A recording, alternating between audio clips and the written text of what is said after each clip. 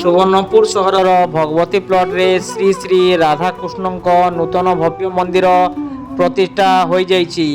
ଏହି ଅବସରରେ କର୍ତ୍ତା ରୂପେ ପ୍ରମୋଦ କୁମାର ଆଚାର୍ଯ୍ୟ, ଧର୍ମପତ୍ନୀ ମୌସୁମୀ ଆଚାର୍ଯ୍ୟ, ମାନଭଞ୍ଜନ ବେଦବାଗ, ଧର୍ମପତ୍ନୀ ଜୟନ୍ତୀ ବେଦବାଗ, ଅମର କୁମାର ଭୂତ, ଧର୍ମପତ୍ନୀ ରୀମା ଭୂତ, ପ୍ରକାଶ ଚନ୍ଦ୍ର ସାହୁ, ଧର୍ମପତ୍ନୀ ତାମସ୍ମିତା ନାୟକ କାର୍ଯ୍ୟନିର୍ବାହ କରିଥିଲେ।